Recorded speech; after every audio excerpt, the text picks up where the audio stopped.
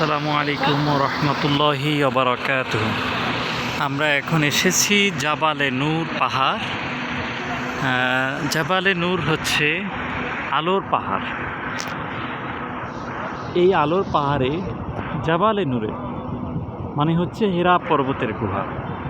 রাসূল সাল্লাল্লাহু আলাইহি ওয়াসাল্লাম ধ্যানমগ্ন ছিলেন এই পাহাড়ে বসে। তার স্ত্রী হযরত খাদিজা রাদিয়াল্লাহু তিনি তার জন্য এখানে খাবার নিয়ে যেতেন। এই যে উঁচু জায়গাটা দেখতে পাচ্ছেন, আমি জুম করে দেখাচ্ছি, সাদা চিহ্ন দেখা যাচ্ছে, কিছু মানুষ আছে। আমরা উপরে এখন উঠবো না, অনেক রোদ। এই যে পাহাড় যেটা দেখছেন, এটাই হচ্ছে হীরা পর্বতের গুহা। এখানেই আল্লাহ রাসূলের উপরে কোরআন নাজিল হয়।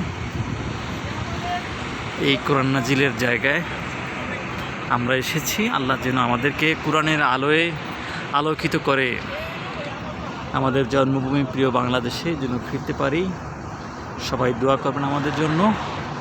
আর আমরা যারা মুসলিম রয়েছি, আমরা যেন সবাই কোরআনকে নিজেদের জীবনে পরিপূর্ণভাবে গাইডলাইন হিসেবে মেনে চলতে পারি। আল্লাহ আমাদের সেই তৌফিক দান করুক এবং আমাদের এই সমাজ, রাষ্ট্র, আমাদের এই বিশ্বে সকল জায়গায় কোরআনের রাজ কায়েম হয়, সেই দোয়া করছি। সবাইকে ধন্যবাদ জানিয়ে আজকে এখানে এসেছি। দেখেন সব দিকেই হচ্ছে পাহাড়।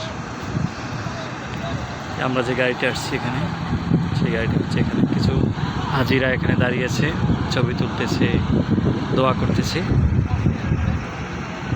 এটাই ছিল হীরা পর্বতের গুহার চারপাশের দৃশ্য। আমার ক্যামেরার এই যে সামনে একটি বড় পাহাড় দেখতে পাচ্ছেন। এই বড় পাহাড়টি হচ্ছে হীরা পর্বতের গুহা।